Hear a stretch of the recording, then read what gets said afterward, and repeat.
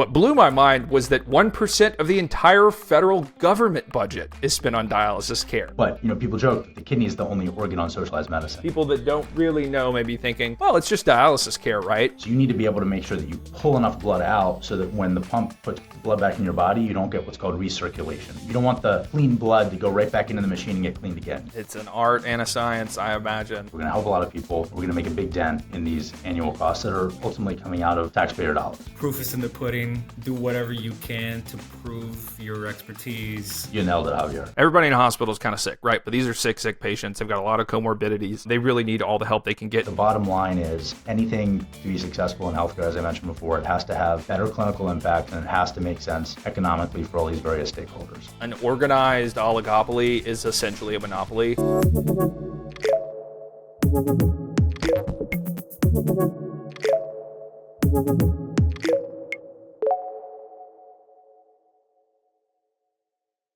Hey everyone, welcome to the MedTech Innovation Podcast. I'm your host, Spencer Jones, founder at MedTech, where we bring you ideas and trends to win in MedTech. We have a very special episode for you today because today's pod is being co-hosted by the illustrious Javier Perez, director at Black Point Capital and chief strategic advisor at the MedTech Digest. Javier, I know the audience is dying to get to know you a little bit more, so tell us a little bit about yourself. Well, thanks, Spencer, and thanks for having me on the pod and co-hosting today. I'm a finance guy by training.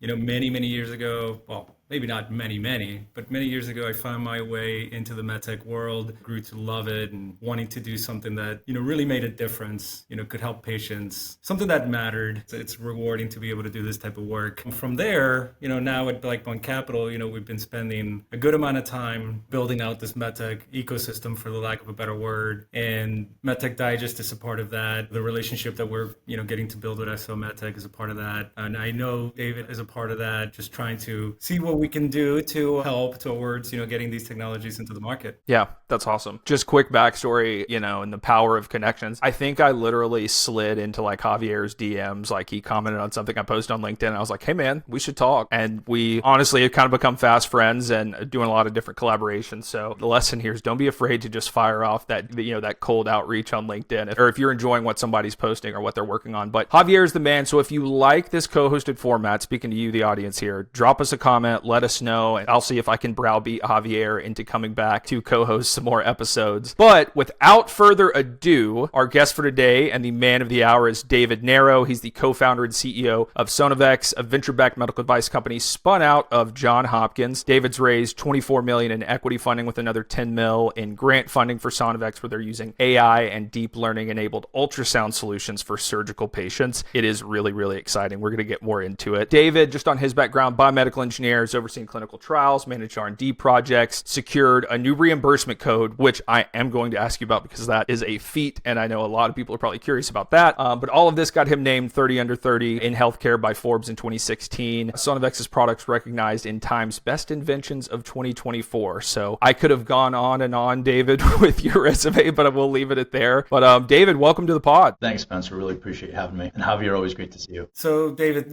thank you for joining us today. We thought we'd start it out. Where can we find you today? Tell us a little bit about yourself. Audience would, I'm sure, love to learn a little bit about personal side of things. I'm originally a Baltimore native, really fell in love with the medical device industry as I was finishing up undergrad at University of Rochester in biomedical engineering through a senior design project, and then really fell in love, I'd say, in grad school at Johns Hopkins. And while I was at Hopkins, I was fortunate to be a part of the Center for Bioengineering Innovation and Design program, which is a curriculum where they throw in a bunch of engineers with physicians. You're hanging out in the hospital all day and taking business courses and regulatory courses and reimbursement courses at night. You try to uncover really impactful unmet needs and try to work to find a solution that could have that impact. And if there are legs, maybe try to bring that to market. So while I was at Hopkins, I had the opportunity to meet this incredible physician who was a surgeon, spent a lot of time with him in the operating room. He was talking to me about a number of the issues that he had in his practice. We came up with a solution that we were pretty excited about to one of his big problems. Turns out that solution was a little over our skis in terms of what we were capable of implementing on our own. So we were looking for some help. And it just so happened that the guy that wrote the textbook in that domain, was also at Hopkins in the School of Engineering. So we approached him, first asked him whether our idea was even possible, and then second, something that he would be interested in collaborating with us on. And fortunately, he said, yeah, we think we can pull it off and would love to try to work with you on this. So it started with Sonavex. The early iteration happened when I was in graduate school, but as you know, these things take a long time, and it was still really an idea at the time that I graduated. So I ended up taking a job doing healthcare strategy consulting in Boston with a firm called Health Advances, which was really phenomenal experience. It was instrumental in some of our early success. I personally was mostly on the MedTech side, but the firm would do therapeutics, diagnostics, digital health, and we would do things like market research, financial forecasting, health economic modeling, M&A due diligence, a lot of really exciting things, and it gave me a much different perspective on the industry beyond just the engineering piece. So that was a phenomenal experience up in Boston, and then really the team at Hopkins, which was comprised of this professor, the surgeon, and some PhDs and postdocs who advancing the technology through some grants that we were able to get this to a point where we really thought it was feasible. So I decided to come back to Baltimore, spin out the IP, and form Sonavex. So we're headquartered here in Baltimore. We're proud to be located here in the Canton neighborhood, and it's been a phenomenal experience, and really grateful for the folks that have supported us both early on and the great team that we have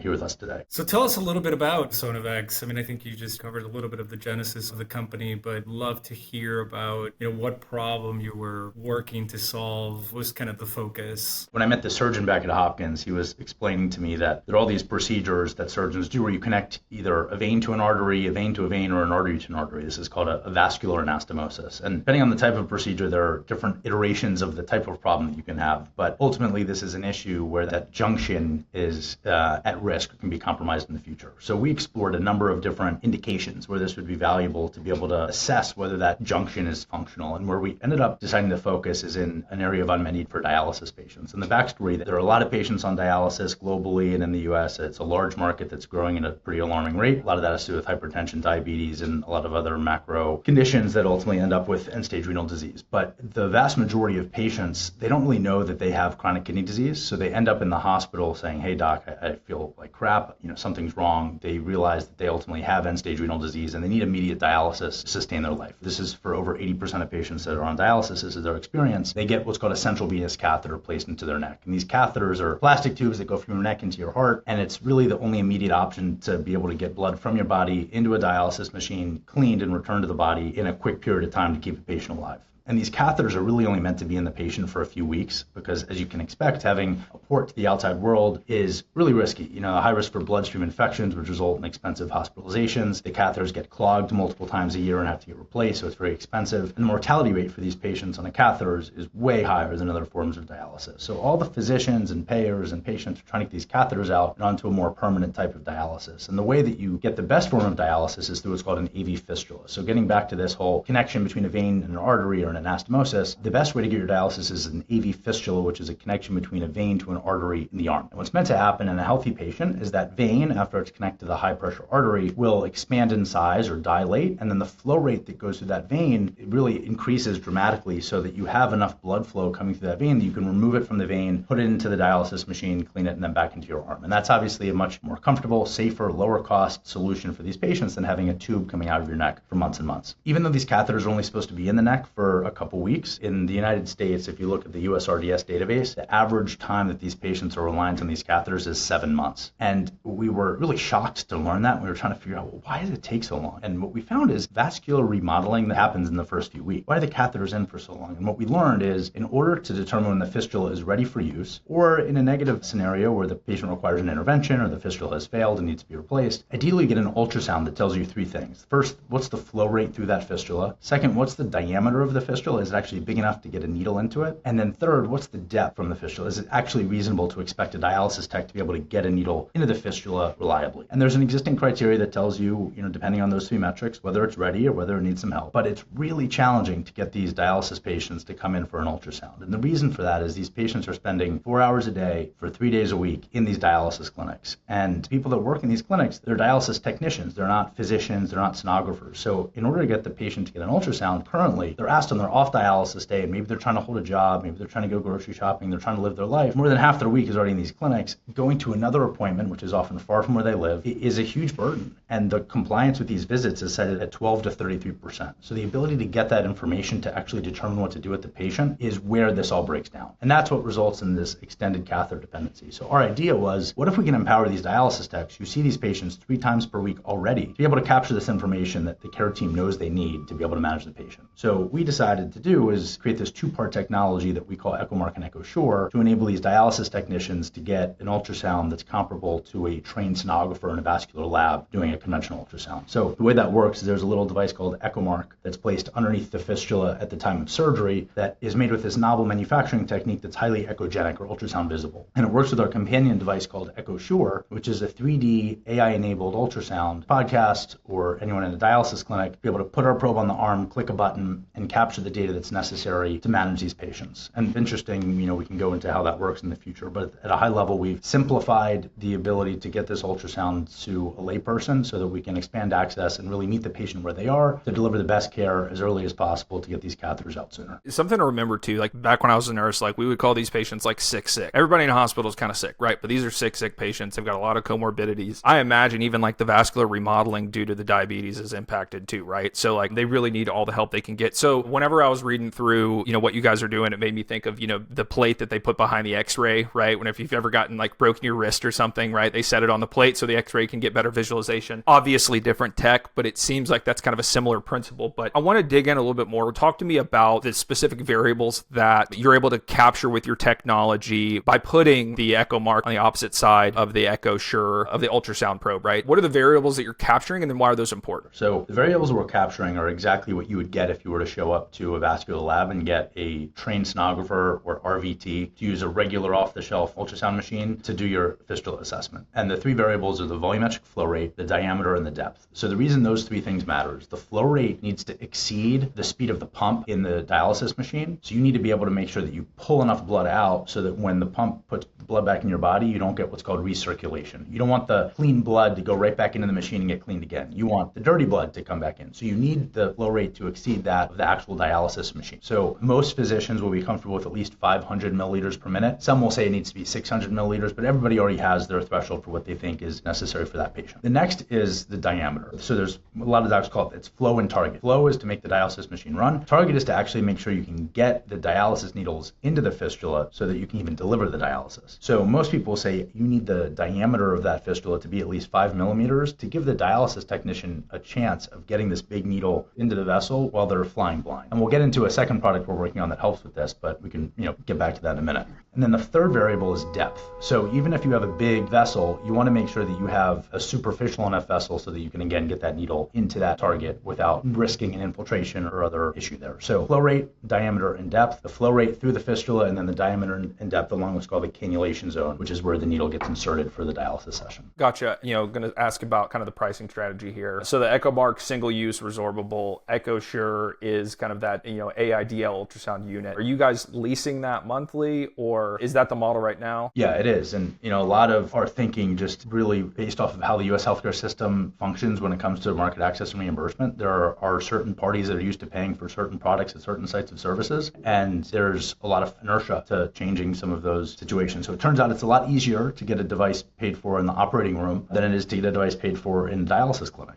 And we've explored a number of different business models, but really the single-use device or consumable is the EchoMark piece, and that's used in the hospital or ASC setting at the time of fistula creation. And then there's a recurring leasing model on the EchoSure side to the dialysis clinic. Yeah, and just final point on that, like there's so much shifting ground with delivery of care at specific care sites and what they're pushing out of the hospital. I really don't think people understand what are the revenue drivers and what are the cost suckers in a hospital and a health system. And they think it's just like, oh, you're selling it to the hospital. It's like, no, you're not, right? Like there's different units, they have different budgets, they have completely different metrics that they care about. So like, it sounds like you guys took a lot of like careful thought and intention to like, where are we going to get this paid for? Who are we going to ask to pay for it? How are they going to pay for it? Right. Right. And then the extra wrinkle here is that the dialysis market is one of the early movers to true value-based care. So I will air quote value-based care that's been talked about in a lot of markets. But right now, 30% of dialysis patients are within a value-based care contract as opposed to fee-for-service. So the incentives are rapidly changing in this market and will become the dominant payment structure. So that's actually a really nice tailwind for our business. I wish I could say we predicted it. We did not. And it just has been a nice little push in the right direction for us. But those dynamics that you mentioned, Spencer, are incredibly important. And it's really critical to track where they're moving and who it impacts and how that should impact your pricing and service model for technologies, depending on where they intersect with these stakeholders. Great. So gears a little bit, David. Completed a successful fundraise, and congratulations on that, by the way. On top of everything else you guys are doing, and FDA approval, completing a fistula trial, and getting CPT codes, and all this good stuff. What can you share about process? We're trying to get into the weeds here for all the other medtech innovators that are out there, get their technologies to market, and have successful fundraisers themselves. What tips can you share? What did that process look like for you? Yeah, thank you, Javier. And it was a very eye-opening process, and it was certainly the toughest raise we've had since inception. I mean, the market, as everyone knows, was super tight, and it has been for a while. And I wish I could say it was easy. It wasn't, right? But there was a combination of a number of things that I think were instrumental in ensuring we got the raise done at fair price and with the investors that we were able to attract. I think first and foremost, it's really important to work backwards from a potential exit and make sure that every component of that strategy and the execution plan and operational plan is laid out in a way that's easily digestible and really communicates to the prospective investor that you really understand what has to happen. You've thought about it, you have the right people in place, and you know what it's going to cost. And we've done that through a number of things. I mean, we like to make sure that our data room has detailed memos outlining those components. Our model is incredibly detailed. But I think the biggest thing that set us apart, the feedback that we got from our investors, is we spent a lot of time on that market access and reimbursement strategy. Really getting that first CPT code early on was something that I think most people thought was an outlier in the right direction for us at this stage. Really understanding what those economics look like for the hospital, the physician, the dialysis clinic, really important and helpful. We also built a detailed health economic model that, again, based off of the stakeholder, you could plug in, throw in our feasibility data, throw in the existing data from the literature, show what that value looks like today, and really help to sort of corroborate the value proposition that you're saying on a slide deck. So we sort of went the extra mile to make sure that all of those details were captured, communicated, and that was a very helpful component of the raise. A lot of people really, before we needed the money, started to explain what the story was, what the opportunity is, and we were fortunate that we really knocked down a lot of key milestones as we were raising the capital. So I could go back and say, hey, I know we had a good meeting, got a lot of deals, you're probably looking after your own portfolio, you're looking at your next fund, I get that. And the next month, we're expecting this news. Follow up a month later, hey, we have this. Hey, this other investor's on board. There's this much space left. Do you want to come in? So just keeping that conversation, I'd say, politely persistent, where you're not hammering people and bothering them, but you're letting them know that things are moving in the right direction. We'd love to work with you if possible. And then don't pressure that this opportunity exists. Those two things, I think, in parallel were really important, and really grateful that we're able to accomplish the raise. I think it's hats off. Our existing investors supported us. In terms of dollars, it was way more new money than existing investors, but showing that existing support from the insiders was helpful to ensure that we were attract that new capital. So all of those things played a role. It's hard to say exactly which was most essential, but I think that's what I would point to. So I guess, if you distill it down, you would say that really a tip for other medtech founders out there would be proof is in the pudding. Do whatever you can to prove your expertise, to gather data, to make sure that, it's not just statements on a slide deck, but then also take the time to build those relationships over time, because that's really what it takes. I mean, it seems like you would distill it down to that. You nailed it, Javier. The only thing I'd add is if those relationships can be built through mutual connections at first, rather than trying to go in cold, I think it's easy to build those relationships faster. Now, not everybody can do that. And some of the people we ultimately were able to bring on board, either happenstance or cold outreach, but many of them were people where I was able to find an in to that investor, and some mutual friend who has,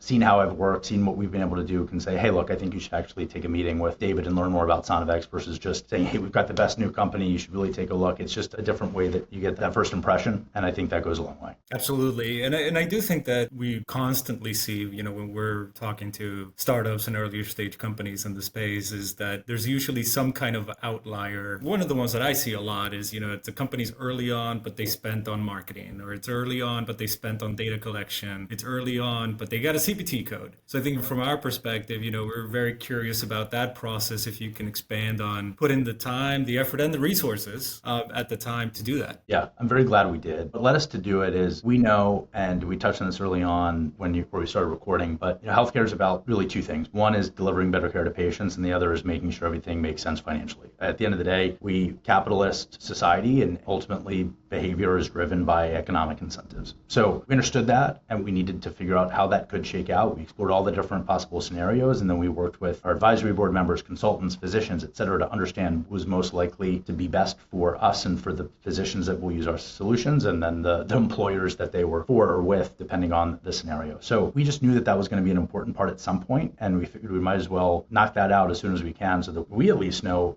as we're moving forward, what that plan looks like. So that was the first step. The second step was, hey, we knew that we needed a new code. So we wanted to figure out, when did it make sense to really start that process? Can you go too early? What is the right way to do this? So we spent a lot of time, and that was really something that I was able to focus on a lot during COVID. And my travel schedule used to be insane, and all of a sudden I had all this time back. That was sort of my COVID project where it was not glamorous, but I learned a lot, and I was fortunate that we ultimately, after interviewing 20 different firms, found this one market access and reimbursement firm that had a lot of great experience, a lot of relevant experience in the dialysis space, knew a lot of the nuances. Every market, every site of service, every type of procedure has its own nuances, and it's important to understand those. So we started that process early, and ultimately we were very fortunate that one of the physician specialty societies was excited about what we were doing, what it could do for patients, and they thought that it would be in the best interest of their members, so the physicians that they represent, to have access to this technology. So three parties, so Sonavex, this consulting firm, and the specialty society collaborated to figure out when we were going to put in that application and how we were going to do it. And it was a really eye-opening process. It's really, this is fair to say publicly, it's really not a meritocracy. It's really much more structural exercise about why something deserves a new code. It really has much less to do than you'd expect with the quality of the data, how exciting the technology is. It really has to do with what are the existing codes? Is there enough reason to believe that a new code should be created? What are the implications of creating that new code? How do you define the amount of work that it takes? It reminded me, they have these meetings 3 times a year in a hotel, and it reminded me of looking at those Senate hearings where you have, Mark Zuckerberg explaining to a 90-year-old senator what the cloud is. You're at this panel and you're trying to say, hey, there are these things called AV fistulas, and it's important to use ultrasound to assess the status. And then you have people in the room, you've got chiropractors, oncologists, primary care physicians, you've got all these people, and some of them, why do you need to use an ultrasound for a fistula? Or what's the purpose of a fistula? It was just a very surprising experience because the people that ultimately vote on whether or not this code is awarded are not the people doing the fistula procedures, not the nephrologist managing the patients. There's all these other people that have much less background. So,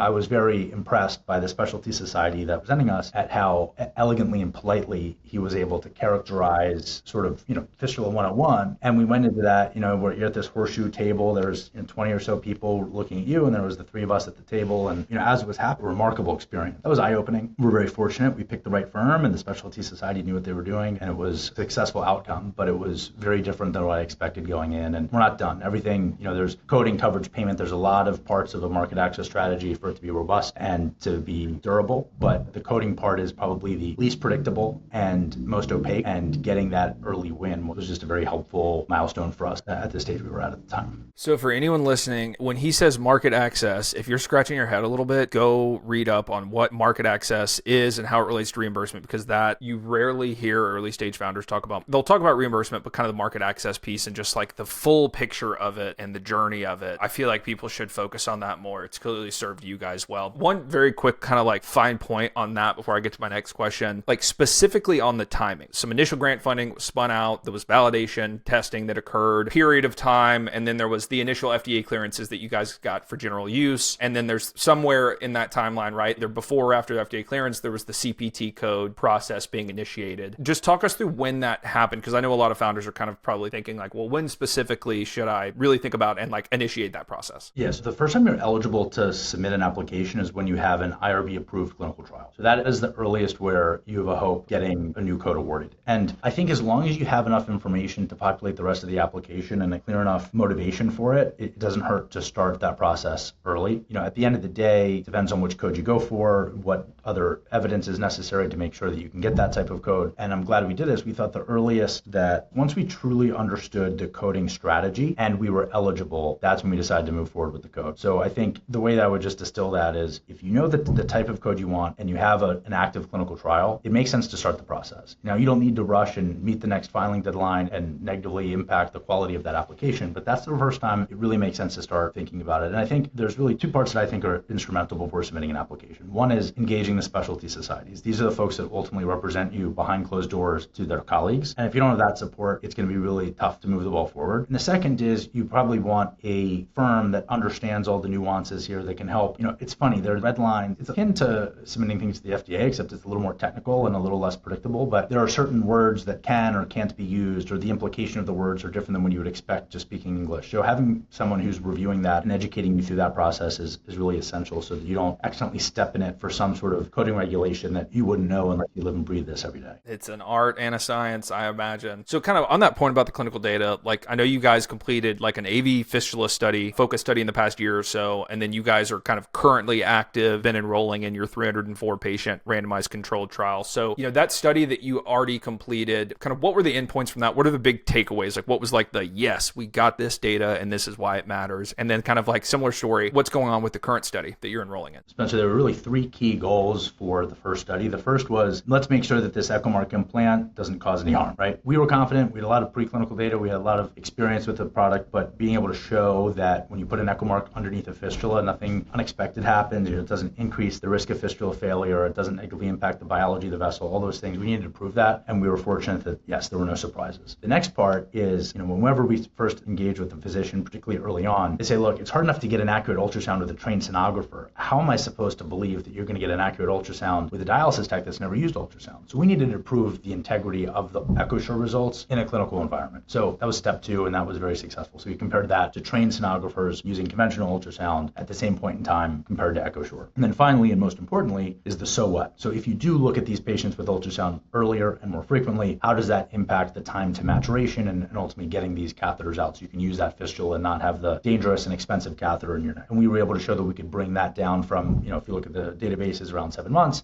down to several weeks, which was really the most satisfying part of that study. So that was sort of the three nuts and bolts of the purpose, take-home points of that study, but it was only a few dozen patients and 4 sites. It was pretty limited in size. So what we wanted to do, and we know is necessary for long-term coverage, and really to align incentives of all users in both fee-for-service and value-based care, is to show in a statistically significant fashion what is the magnitude of the clinical benefit and what's the magnitude of the economic benefit. So we have many endpoints, but the take-home points that are most salient for this conversation is we need to show what the magnitude of time reduction is and what is the average total cost of care for a patient that gets standard of care management versus a patient that gets an EchoMark implanted and is followed by EchoSure. And we'll have that answer very definitively through the end of the study. And that clinical evidence, I thought, you can design trials in a number of different ways, but having a way to prove here's exactly how things shook out in a large patient population with appropriate statistical significance. And we feel like that is instrumental in building value for a company at this stage we're at. Yeah, 100% agree. I mean, getting that randomized, RCT, statistically significant data as quickly as you can helps you with so many things. I mean, obviously, whether you're trying to get on contract with GPOs or, you name it, it's just so much more salient. It punches through. We, at my first company, Lineus Medical, we like right out of the gate, like in our FDA study, but you didn't have to get that many patients to satisfy their requirements, but we went ahead and pushed forward to like from non-inferiority to superiority and statistically significant with the sample size. And like, so glad we did it, right? Because going back to that well and doing another clinical study later to get that sample size, like why would you do that, right? So always recommend people do that. So, but why does it all matter, right? You're reducing the time, you're reducing the overall cost of care. Why does it matter? People that don't really know may be thinking, well, it's just dialysis care, right? The fact that CMS spends 7% of their annual budget on dialysis care is stunning. But then what blew my mind was that 1% of the entire federal government budget is spent on dialysis care. It doesn't compute for me. What about this disease state or care is driving this spend? And I'll let you even throw in how you guys are going to impact that at the end. Yeah, it's remarkable, right? And it ultimately was a policy, I believe it was in the 80s, that back in the day, a long time ago, the people that were picked dialysis, it was sort of randomly selected by a committee of physicians and everybody else died. And the ethics of that got the attention of the president at the time and came forward with this new bill to basically have everybody that was eligible for dialysis to be on Medicare or Medicaid within 90 days of the initiation of their dialysis. And that had a huge public health impact, but also a huge financial impact on the federal budget. And what was interesting for us to evaluate is really where the source of these different costs come from. So obviously, a lot of the cost is delivery of the dialysis. That's what DaVita, Fresenius, US Renal, DCI, these companies do. But a lot of it has to do with these comorbidities, hospitalizations, vascular access issues, these other issues that are much more preventable. There's appropriate resources being attributed to preventing these. So what we realized is a lot of these hospitalizations, which are on a per event basis the most expensive expensive of anything that you can do for these patients. A lot of these hospitalizations are driven by these catheter-related complications. So our view was, hey, we're not going to solve every problem for dialysis patients. That's a huge undertaking, and certainly I hope other people are fixing the other elements. But our view was, if we can really reduce or eliminate a lot of these catheter-related complications, we're going to help a lot of people. We're going to make a big dent in these annual costs that are ultimately coming out of taxpayer dollars. Yeah, no doubt. I came from the vascular access world more on just kind of like this traditional infusion side, and even hospitals, like the critical nature of good, clean, adequate vascular access and maintaining that with patients. Like, I feel like it's been overlooked. Maybe it's coming more into focus, but like,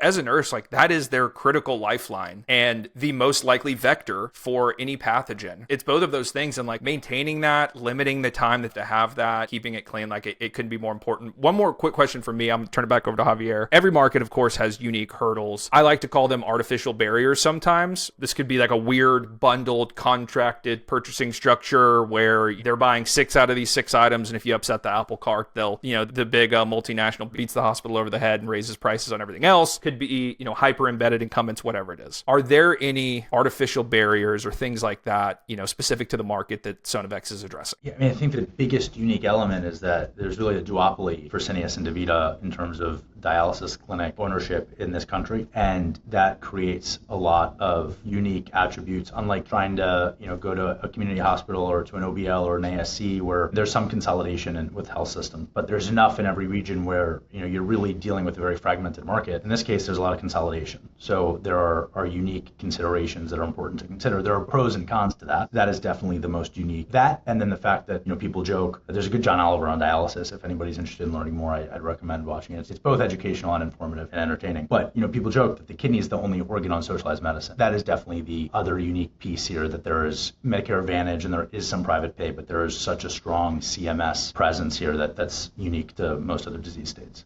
There's a saying out there that says this better, but it's like an organized oligopoly is essentially a monopoly. And I think with like DaVita and Fresenius or whatever, like that's kind of what they have, right? It's just kind of a tandem monopoly there. Go ahead, Javier. Yeah, since we're talking about, vascular access and anastomosis here, this does appear to have all the makings of a platform technology. I mean, there's a lot of applications to that type of application. So, what's next for the company? What are some additional applications that you guys are potentially working on or on the pipeline for the future? What would you say? So you're absolutely right. And we identified all these different potential indications and applications back when I was still in graduate school, right? So there's other vascular surgeries like limb salvage bypass surgery, where you need to navigate around a clot, where there's reconstructive surgery in either plastic surgery or orthopedic surgery or head and neck surgery, where you're doing soft tissue reconstruction and you're plugging little veins into other veins and new arteries into other arteries. We're most excited about is a new product that's in development, or pipeline product, that is to help with a different problem that these dialysis patients face. And we sort of came into this by accident. And as we were engaging with the vascular surgery community and the nephrology community and trying to get feedback on all these things you talked about,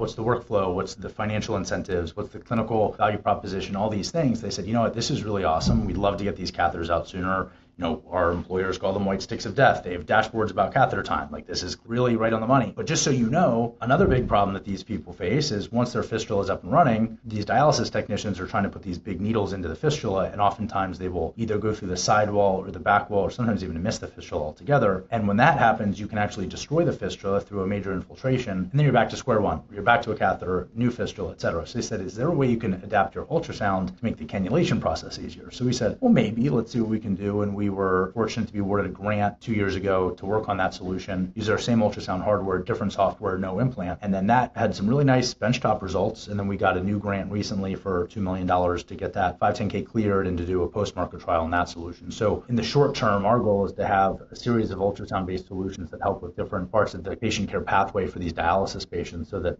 catheters out and the fistula's up and running, keep those fistulas active and functional, and make sure that they are cannulated effectively. And I think that's where we can have the biggest impact in the shortest period of time. And that's ongoing. I mean, that's, potentially even a larger market. The market is larger. It's definitely earlier in our sort of evolution. There's no clinical data yet. That will happen next year. We've got really phenomenal results from usability testing and phantom testing on the benchtop, and our regulatory path is clear, and we should hopefully have some good news in the first half of next year on that. But we're expecting to get that really on patients for the first time next year and be prepared to take that forward. Can I ask a quick question, David? Like, has there been kind of a quantum leap leap or some like big jump in ultrasound technology, some chip, something? Because I feel like I've seen a few companies, like I think it was like Emergency Space, where they're able to do like go through the skull with ultrasound and almost get like a CT of what's going on underneath the skull. I'm just curious, like, is there like, oh, so-and-so came out with a chip or some like kind of like embedded technology that's taken a leap? Yeah, the biggest shift in the industry is that rather than relying strictly on piezoelectric material for the transducers, there are these new CMUTs and other chips that make the cost of producing a transducer far lower than what they were historically. So from a hardware perspective, we've now seen greater access because you can bring the price point down dramatically. Those devices that you've heard about, maybe Butterfly, for example, while they are much cheaper, they don't eliminate the challenges of using ultrasound. So the thing that we've noticed in our use cases is that we're trying to empower one of these dialysis technicians, not a physician, not a sonographer, not a nurse, a dialysis technician, to navigate everything appropriately. And ultrasound, I don't know if you've ever tried using it, it's not very intuitive.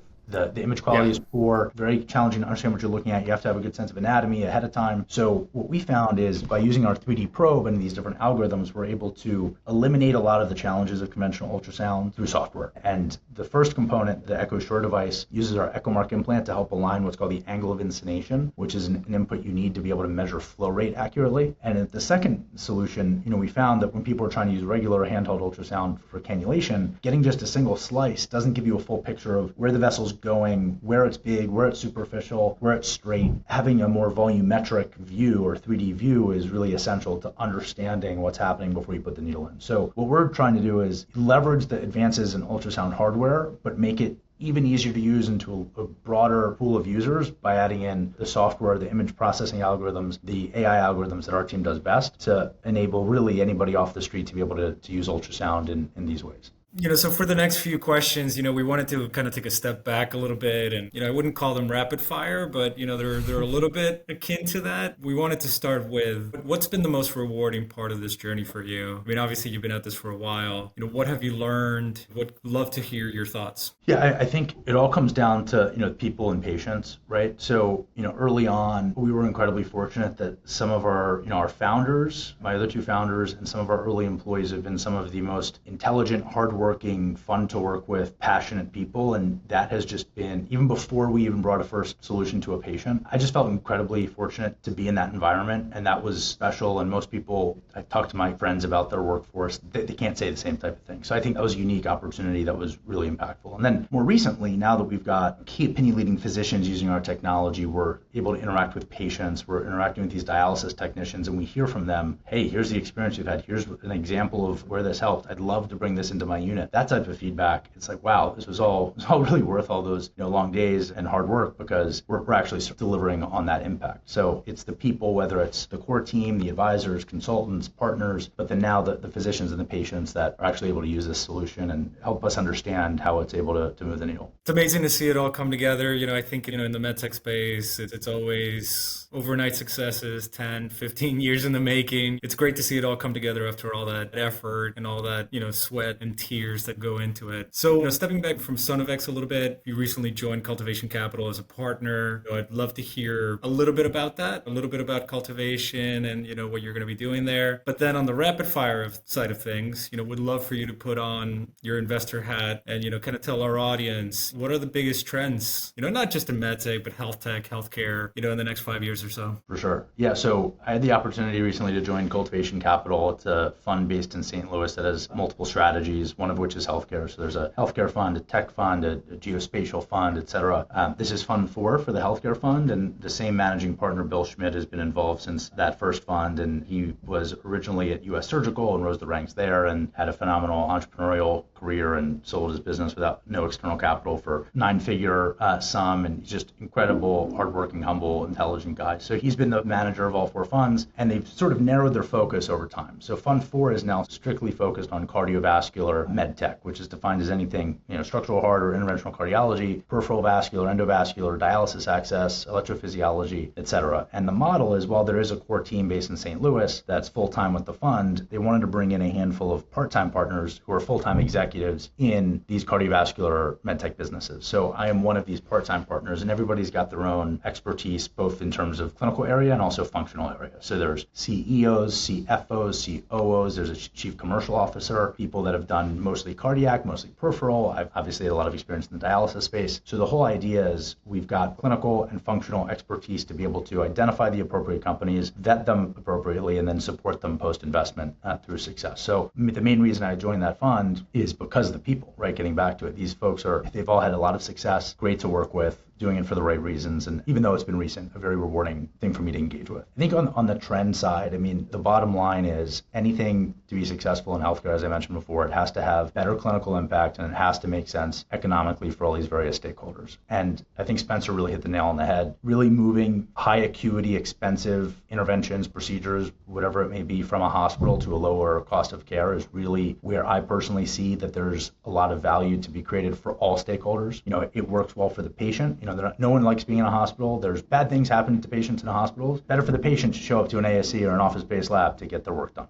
When you're talking about the physicians always like working outside of a hospital setting better than in a hospital setting. When you talk about the payer, they always pay more for inpatient hospital work than any of these other sites of service. The only people that lose from these solutions are the hospitals. But now they're buying up all these outpatient labs and ASCs, so they're still getting there. So that is sort of broadly a trend that is very well aligned with all of the key stakeholders in this ecosystem, and that can manifest through a health tech solution, a very highly technical interventional technology. It doesn't really matter on the call point or the clinical area. I think that trend is true in most of these different opportunities that we look at. I've got a real quick question. Like you mentioned something about payment models and where you think the payment models are going and stuff. I've seen, some of the more successful founders that I've talked to, interviewed, et cetera, they were kind of like really factoring in the payment model, like if they can suss it out, right? The payment model of the facility that they're going into and trying to sell to understand how that, impacts that economic ROI slide or narrative that they're talking to when they speak to these people. So like, is that something you guys think about? How are you guys kind of like, are you delineating that in your, whether it's CRM or your strategy? I'm just curious. For Sonavex or cultivation? Sonavex, sorry. Yeah, so the answer is yes for both. In our CRM, we know exactly what practice every physician that we talk to is in. We have a list of the value-based care entities that exist, and we're able to map that. And we know, people aren't shy about it either. It is top of mind for people in this space, and it's not hard information to gather. So yes, we have it, but it's something that we sometimes hear about even before we meet the physician in terms of what their structure is. And the good news is our value proposition is consistent across fee-for-service and value-based care. Now, the contract obviously looks different, but the talking points are very similar. Yeah, like global capitation, shared risk, bundled, like even down to that level, right? Because it really can like impact, readmission rates and stuff. Maybe different if your downside risk is lower or downside risk is higher. So on the MedTech Digest side of things, we're all about momentum. So we always like to ask this question. How do you think about momentum and how do you drive it, both personally and professionally? Yeah, I think one of the lessons that I've learned since starting Sonavex is all the people on the outside see is the press releases, right? They may come within a couple of months, they may come over several years, but in order to get those results, it's consistent hard work that's just repeated over a long period of time, and good things happen. And I think there are times in our business where we're waiting on data, where there are delays, and things internally are not as exciting as they may appear to the outside world. And then frankly, there are times where all of our news comes out at the same time and everybody thinks it's absolutely amazing, but we're thinking about what's happening next. And I think what we've tried to do is layer in a bunch of different parallel activities so that there's not just one thing that we're focused on, that's all the highs and all the lows. And I think one example of that is, while we were waiting for the data from our first trial, which at the time was the most essential thing for our business, we wanted to make sure we had a number of other things going on. So we were working on this pipeline product. So our entire engineering team was basically sitting around waiting to see whether the product worked as we had hoped. All of a sudden, we were working on this really new, exciting technology that could have an even bigger impact. So now, yeah, it's great to see when that data comes in, but all of a sudden, we're able to talk about, learn, engage, and focus on these other things. And then I'm working on the market access and reimbursement side and say, hey guys, we got this new code. I'm going down to New Orleans and with all these docs, and there's a lot of excitement. And layering in these different work streams in parallel without stretching it too thin is really helpful for our internal momentum. And I think the internal momentum is what matters, because ultimately the milestone is hit and the press release goes out and the shareholders are excited, the prospective investors we're talking to are excited, that everybody else sees that. But it's really what making sure that you fill that time every week with something that's valuable, that at some point will blossom. Just making sure that you have that mindset and you keep doing that and making sure that whether it's a year or future, you're making sure those hours are getting put in early on. And that's personally, it helps me. I think most people on our team would resonate with that, and it's paid off for us. Yeah, there's like a bias to action is a phrase that I like, because like if you have that bias to action, like you naturally do that consistent day in, day out hard work like you're talking about. Great quality. And if there's any aspiring founders listening right now, that bias to action, just consistent hard work is one of the better qualities you can have for sure. Yeah, I mean, and you can also, just kind of hear the passion in your voice. So clearly match the actions with the words, which is awesome. So if you were us, who would you interview next? Oh, you're gonna put me on the spot, huh? I've got a couple ideas. I would need to look into who else you've already interviewed, but I'll get back to you on that one. Well, David, I can't thank you enough. This was like really, really fascinating. Like the time flew by. I literally looked down and was like, oh my God, we're almost at an hour. But like, honestly, it was just like so great to hear about your journey and like all those tips and tricks and insights. We will put all of the ways people can find you, Sonavex, Cultivation Capital. We will put those in the show notes if anybody's interested in following up. Highly recommend following them, keeping tabs on what they're doing. Follow them on LinkedIn. Same for David as well. Javier, way to go. Thank you for co-hosting this. Like I said, I'm going to browbeat you into doing this again, so I hope you had fun. This was great. Okay, thanks Javier, thanks David, and thank you everybody for tuning in. Have a good one.